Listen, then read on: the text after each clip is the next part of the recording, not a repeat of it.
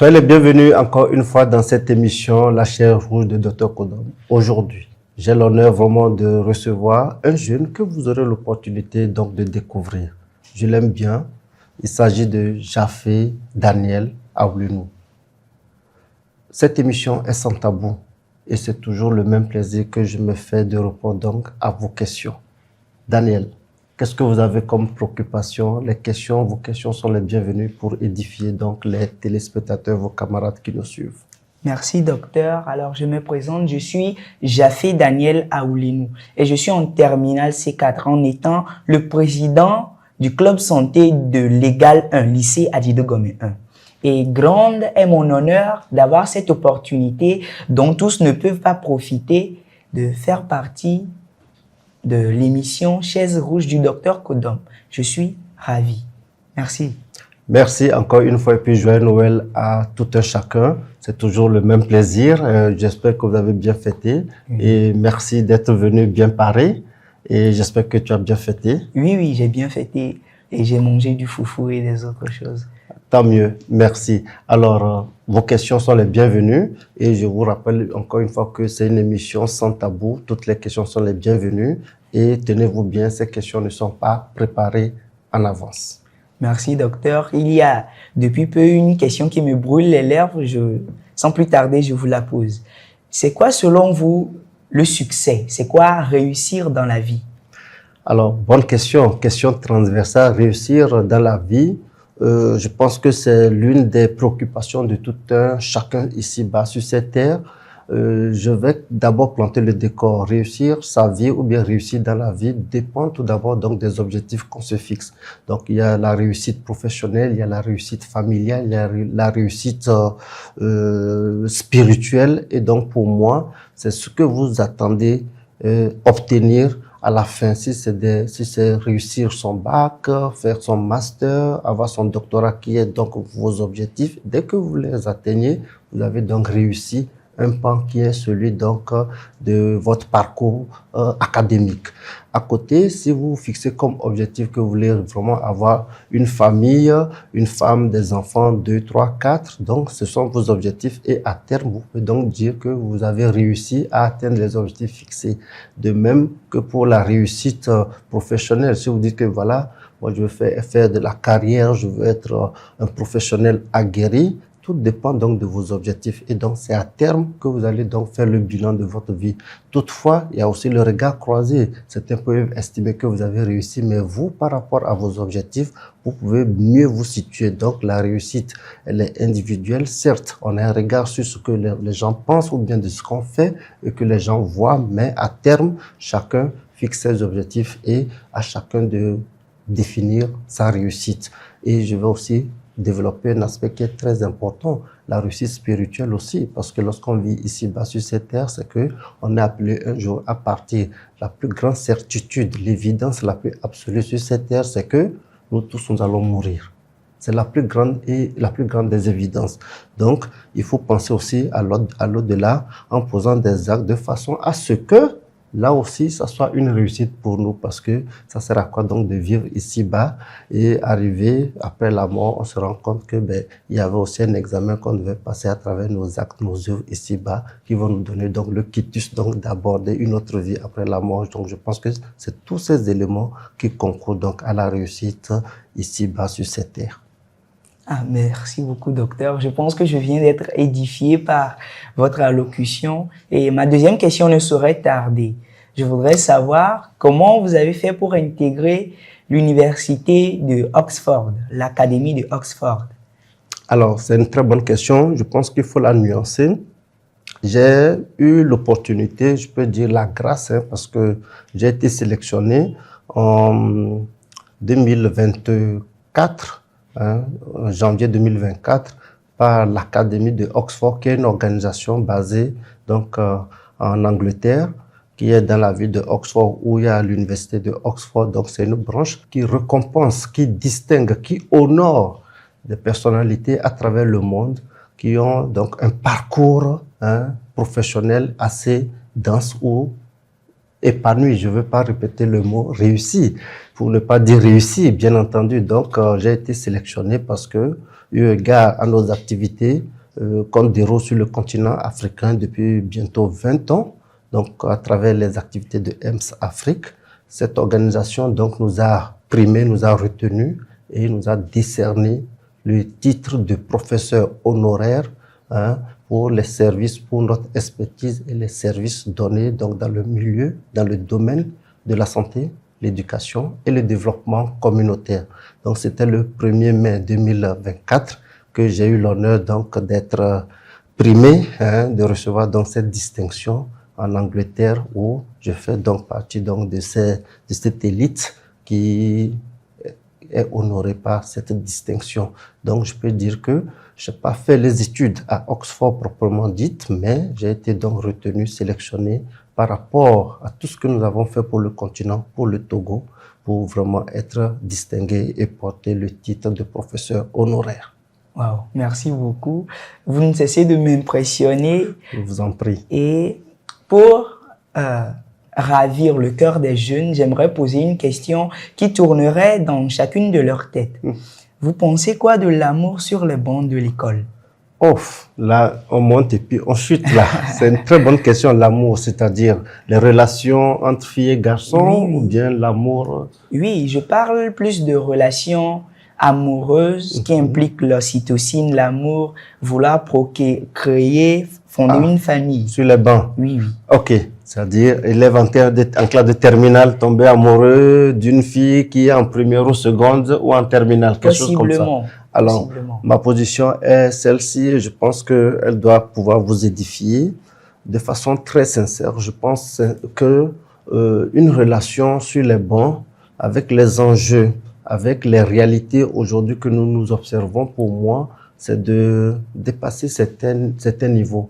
C'est-à-dire, il faut aller gravir certaines étapes pour pouvoir appréhender. Parce que il y a de cela 20 ans, 30 ans, on pouvait vraiment construire une vie amoureuse sur les bancs et tenir jusqu'au bout. Mais aujourd'hui, il y a beaucoup de velléités. Ces velléités, c'est quoi? Vous êtes en première terminale. C'est vrai, vous avez des hormones, vous avez des réactions physiologiques qui sont normales, mais c'est que prendre des engagements forts pour dire que vous allez construire votre vie, c'est assez aléatoire aujourd'hui par les temps qui courent parce que il y a beaucoup d'influences. Vos parents ne seront pas certainement d'accord pour acter cette relation qui vous projettera donc dans l'avenir, mais vous êtes convaincu que c'est votre âme sœur. Toutefois, lorsque vous aurez le bac, vous allez faire votre licence, votre master, et vos parents vont vouloir encore miser sur vous. Vous financez pour aller faire votre doctorat, peut-être au Canada, ou bien en Belgique, ou bien à Genève, ou bien à New York, Oxford, comme vous venez de le dire. Il y a certaines réalités aussi qui peuvent vous rattraper. Et donc, pour nous, aujourd'hui, ce qui est important, c'est d'amener vraiment les jeunes à comprendre certaines réalités. À cet âge, on a envie de beaucoup rêver, et c'est pas mauvais. Et d'ailleurs, nous sommes de ceux-là qui soutenons les jeunes, qui aiment rêver, qui veulent voir grand. Mais pour des relations amoureuses, le temps qui court aujourd'hui avec les réseaux sociaux, avec ces influences qui sont très difficiles, pour moi, je pense que c'est pas assez consistant aujourd'hui de bâtir un rêve sur une relation qu'on contracte en classe de 3e ou seconde ou première ou terminale. Ceci dit, c'est toujours bien d'avoir des amis des deux côtés, des amis sur qui on peut compter, mais ne pas se projeter tout de suite sur le chemin du mariage parce que c'est un chemin qui est souvent jonché de difficultés et, ma foi, il est quand même déconseillé de se faire des promesses fallacieuses parce que il y a beaucoup de contraintes, il y a beaucoup de nouvelles opportunités qui se présentent et il est souvent regrettable de faire rêver une fille ou faire rêver un garçon qui malheureusement ne sera pas donc satisfait, qui sera trahi parce que vous n'aurez pas pu tenir à vos promesses. Voilà un peu ce que je peux dire. Même ceux qui ont pris le risque de faire le mariage parce qu'ils ont eu 19 ans ou 18 ans révolus, ben, malheureusement, lorsqu'ils partent et ils ne reviennent pas, certaines réalités viennent gâcher donc ces relations. Pour faire la chute, ceci dit, ce que je dis n'est pas factuel, c'est pas à 100%. Il y a toujours certaines exceptions et d'ailleurs qui confirment la règle, comme on le dit dans le jargon. Mais d'une manière globale, s'il faut donner un conseil à mon fils comme vous, à un petit frère comme ceux qui nous regardent aussi, je pense que les mots que j'ai tantôt expliqués sied et sont valables pour pouvoir vous édifier afin de faire des choix adaptés pour votre futur. Aïe, aïe, aïe, il y en aura beaucoup qui seront déçus, mais prenez ça comme ça, c'est la sagesse du docteur qui parle. Sans plus tarder, j'enchaîne avec la 4e question. Avec plaisir. J'ai entendu dire que l'ocytocine est l'hormone du bonheur ou de l'amour. Je voudrais savoir pourquoi on n'en injecte pas aux patients qui souffrent de dépression mentale. Alors, c'est une très bonne question. L'ocytocine, c'est vrai que c'est une hormone sécrétée par l'hypothalamus et l'hypophyse, la partie postérieure bien entendu. Et généralement, on l'utilise aussi en thérapie. En thérapie par rapport aux femmes qui sont en travail, qui veulent accoucher et dont le col ne s'ouvre pas pour pouvoir donc expulser donc le nouveau-né. Donc, on peut injecter l'ocytocine pour déclencher le travail. Donc ça, c'est vraiment un procédé thérapeutique qu'on utilise surtout en gynécologie, en maternité pour accompagner, aider les mamans, les jeunes dames qui veulent accoucher dont l'ouverture, la dilatation du col ne se fait pas normalement. En revanche, c'est démontré également que l'ocytocine intervient ou du moins se constitue l'hormone d'attachement. Lorsqu'on fait des caresses, lorsqu'on fait des rapports sexuels, c'est l'hormone qui est sécrétée en quantité qui stimule le rapprochement. Mais sur des questions de santé mentale, comme vous l'avez évoqué, il est important d'expliquer ou bien d'édifier nos téléspectateurs sur les causes des maladies mentales.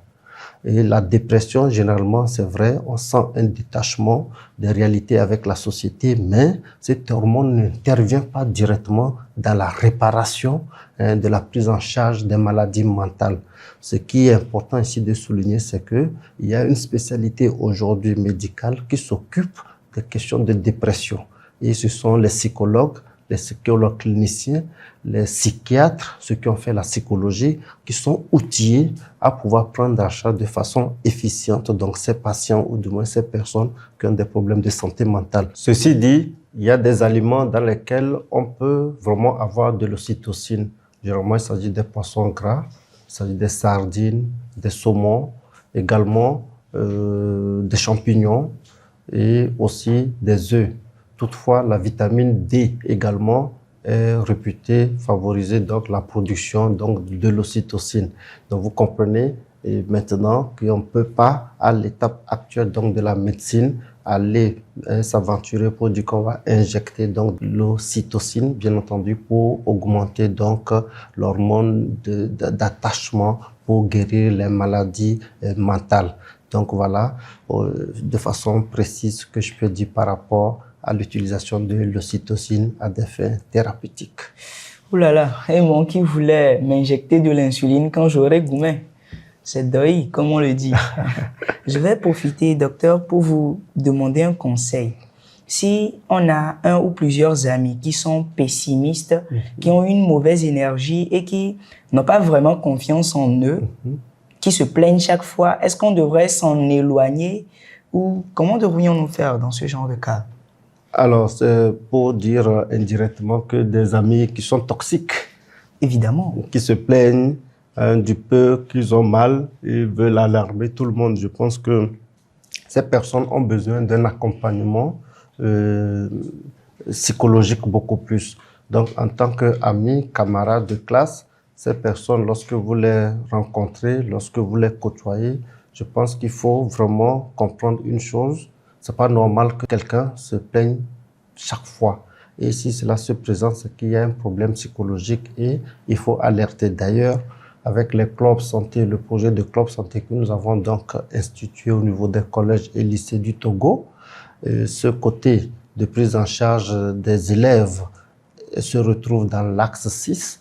qui permet à ce que ces élèves soient identifiés et qu'il y ait un professionnel de santé qui puisse vraiment venir discuter, aider, accompagner donc ces élèves qui, quelquefois, portent des traumatismes. Ça peut être à la maison, un conflit avec les parents, mais vous ne savez pas. Il vient, il porte sa tenue scolaire, il vient à l'école, mais il est tout irrité parce qu'il y a une cause cachée et qu'il n'arrive pas à exprimer et extériorise cela par un comportement que, ma foi, tout le monde pense que c'est des comportements assez déviants. Et donc, je comprends, ils existent, même c'est pas seulement auprès des jeunes, chez les adultes également, des gens qui sont vraiment très difficiles à vivre, mais c'est que derrière ces comportements, derrière cette attitude se cache un conflit et que souvent les psychologues, les psychiatres, les professionnels de santé peuvent accompagner et les faire sortir donc de cette situation. Alors, j'aimerais profiter de cette occasion pour passer un message aux génies, aux héritiers d'Imhotep. Soyez rayonnants, soyez tous des soleils et que dans votre environnement, il n'y ait pas de personne qui ait de l'énergie négative. Absolument. Même s'il y en a, devenez leur soleil. Soyez leur sourire rayonnant. Docteur. Bravo. Merci, docteur. Merci pour le message. Docteur, j'entends souvent, ou bien j'écoute souvent une phrase, on dit les élites, les jeunes élites doivent revenir au pays après avoir fini leurs études à l'étranger. Oui. Je voudrais savoir, est-ce que c'est facile de quitter un pays où coule le lait, le miel et de revenir au bercail? Comment avez-vous fait? A-t-il été facile pour vous? De revenir? Oui, de revenir au pays. Alors, je vais développer cette question sur 3 piliers. Le premier pilier, c'est que je voudrais vraiment vous expliquer quelque chose de très important. Vous devez prendre conscience de votre unicité. L'unicité, c'est que les empreintes digitales aujourd'hui montrent à suffisance que vous êtes unique. Donc, vous êtes une originalité pour Dieu. Vous êtes un être humain, normalement, doit se sentir vraiment sacré. Et donc, lorsque vous êtes noir, lorsque vous êtes africain, lorsque vous êtes togolais, lorsque vous êtes né sur une portion sur cette terre, c'est que nous devons prendre conscience de cette existence dans l'espace dans lequel on est né et on a grandi. Même si le système éducatif, la société a fait que nous devons à un moment donné de notre vie voyager, nous amener à approfondir nos connaissances peut-être en Occident, nous devons savoir que nous avons l'obligation de revenir servir là où nous sommes nés, là où Dieu a voulu que nous venions, d'un père et d'une mère qui sont noirs, qui sont d'une localité. Nous devons penser à cela.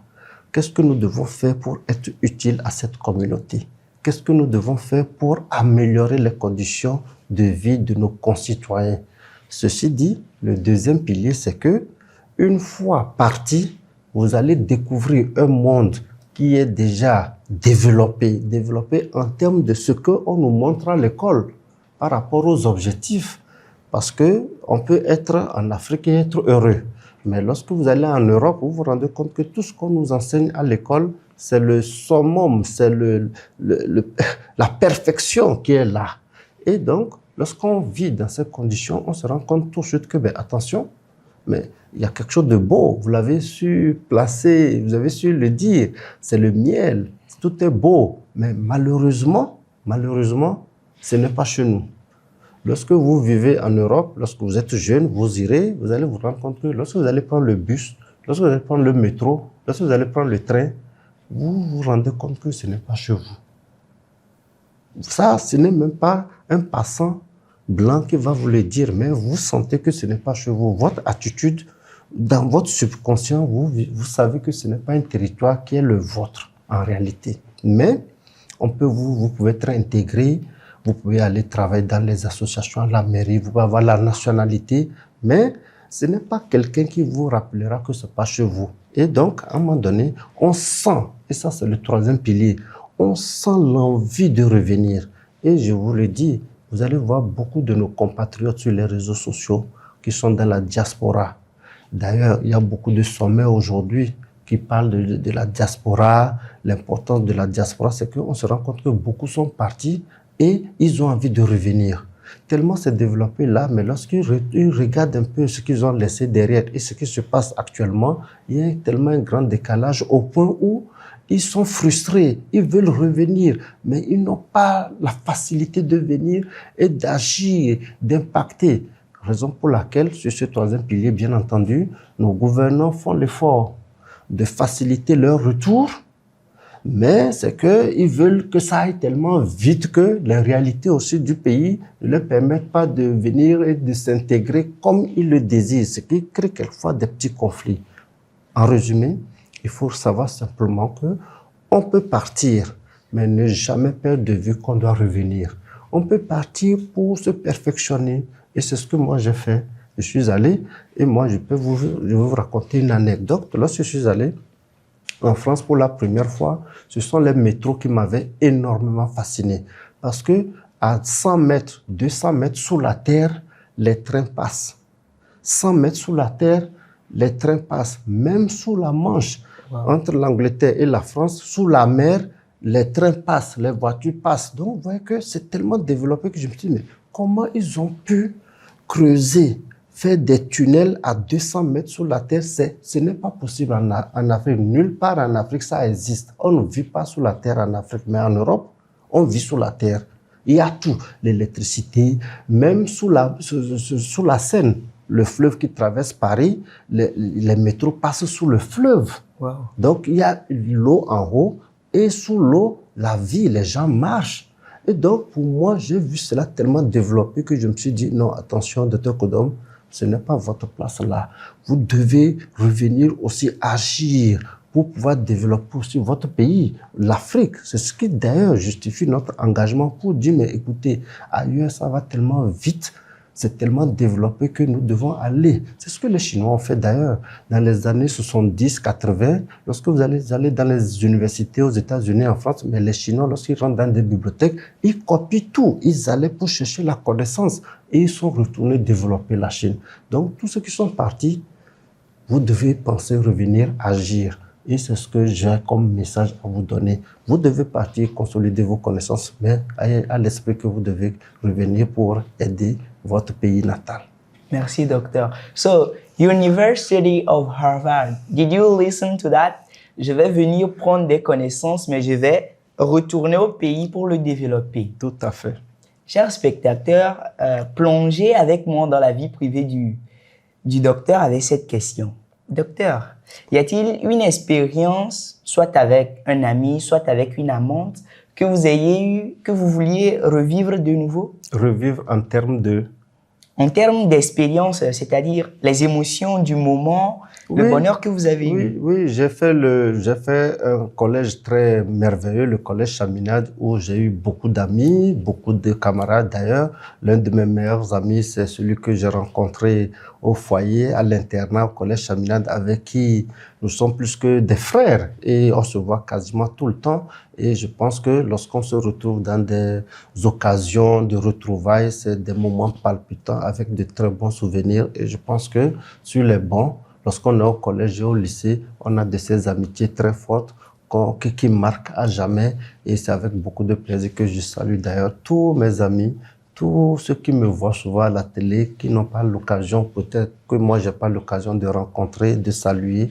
Je vous salue à travers donc, cette émission. Merci de m'avoir donné cette opportunité de les saluer. Merci. Moi aussi, je profite.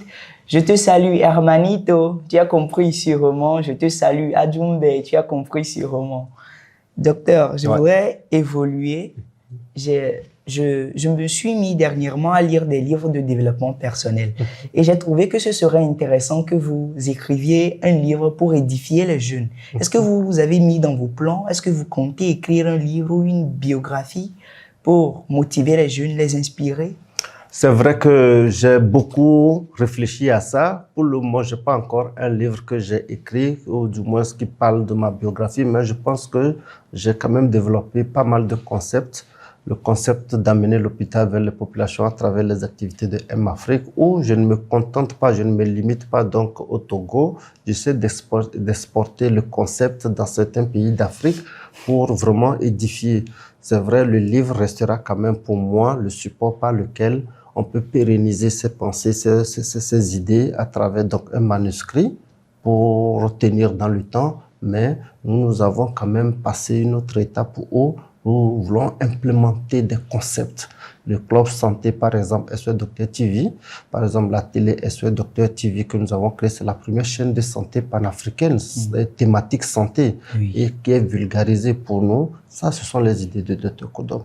Au-delà d'un livre écrit, c'est que nous passons à l'implémentation des concepts. Le club santé aujourd'hui, c'est près de 4000 établissements qui expérimentent donc ces concepts. C'est des documents, des fascicules que nous avons élaborés, mais je pense en toute humilité que je dois m'asseoir et rédiger. Et ça serait très prochainement, peut-être dans 1 an, 2 ans, 3 ans, qui sait. Et on va faire cet exercice-là pour que justement ça puisse inspirer plus d'un, pour vraiment comprendre ce qui nous motive et peut-être ce que nous avons pu faire comme parcours et action sur cette terre ici-bas. Alors, j'aurais tellement hâte de lire ce livre, je l'attendrai avec impatience. Ouais. Docteur, je voudrais savoir quelque chose. Selon vous, quelle est jusqu'ici la meilleure invention humaine qui a le plus impacté le développement socio-économique? La meilleure invention, oh là là, la meilleure invention. C'est difficile, il y a beaucoup de choses, surtout pour moi qui suis dans la médecine. Oui. Il y a beaucoup d'inventions, il y a le scanner, il y a le traitement, les vaccins qui ont beaucoup impacté la vie donc, de nos populations. Et donc, je pense que je saurais vraiment dire une seule. Pour un médecin, plus de 20 ans que je suis sur le terrain, j'ai vu pas mal d'inventions, pas mal d'outils qui ont révolutionné nos pratiques médicales. Et je pense qu'il y en a pas mal. Je citerai volontiers le scanner qui nous permet aujourd'hui de prendre en charge certaines pathologies, les AVC qui tuent pour ne pas faire des erreurs thérapeutiques. Et il y a beaucoup de choses. Même l'Internet aussi aujourd'hui, je pense que pendant longtemps, lorsqu'on parlait de communiquer, c'était très difficile. Mais aujourd'hui, on peut même faire des appels vidéo. Je pense que c'est vraiment la révolution que vous publiez un article aujourd'hui, quelqu'un qui est à Sydney, en Australie, quelqu'un qui soit en Angleterre, à Londres, puisse se voir de façon instantanée. Je pense que c'est une grande révolution. Merci. Si je me donne la peine de répondre aussi à cette question, mes réponses ne seront pas des inventions matérielles. Je répondrai possiblement la philosophie ou l'école. L'école, ça me porte à cœur puisque c'est la base même de l'éducation et qui porte tout son effet au développement socio-économique durable. Puisque quand on parle de société, on parle d'humain. Et avant de parler d'humain, on parle de nourrissons, de bébés, d'enfants. Et d'enfants qui vont à l'école. Tout à fait. On passe plus du tiers de notre journée à l'école. On s'éduque à l'école. On se bat pour la première fois à l'école aussi. Ouais. Donc, selon moi, la meilleure invention humaine jusqu'ici, c'est l'école. Pourquoi pas? Merci, vous avez encore beaucoup de chemin. Merci. Vous allez certainement comprendre qu'il y a pas mal d'inventions qui ont été faites et l'école reste, ma foi, une bonne chose. Mais toutefois, nos parents, nos grands-parents, l'Afrique a une histoire sans l'écriture, sans l'école formelle. Et c'était toute une grande génération. Lorsqu'on prend l'histoire de Kakamoussa, qui ne sont pas allés à l'école, que nous avons eu la chance d'aller, je pense qu'ils ont vécu, ils ont marqué l'histoire et je pense que c'est toujours discutable. Ceci dit, je conseille à tout le monde, à tous les jeunes donc d'aller à l'école. C'est pas pour vous contredire, mais c'est pour vous donner une piste de réflexion pour dire qu'au-delà de tout, il faut quand même acquérir une forme de sagesse qui est souvent endogène, qui émane donc de nos familles, de notre culture. Et ça, quelquefois, malfois, on ne l'étudie pas assez dans nos écoles aujourd'hui. Dernière question. Oui, dernière question. Mes frères chômeurs vont adorer celle-ci. Docteur, selon vous, au Togo présentement, quel est le métier le plus prometteur aux jeunes, à part la technologie?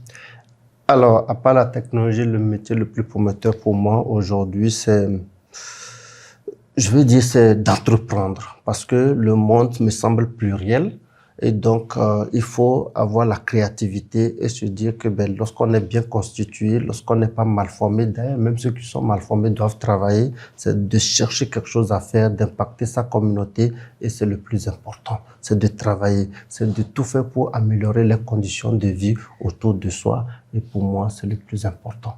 Merci beaucoup, docteur. Ça a été un bon parcours, ça a été une très bonne émission. J'ai été très ravi, impressionné et cultivé. Merci beaucoup. C'est moi, c'est toujours le même plaisir. Je vous l'avais dit, c'est un élève très brillant que j'apprécie énormément. Merci Daniel de ces questions posées qui m'ont donné l'opportunité de partager ces moments avec tous les téléspectateurs.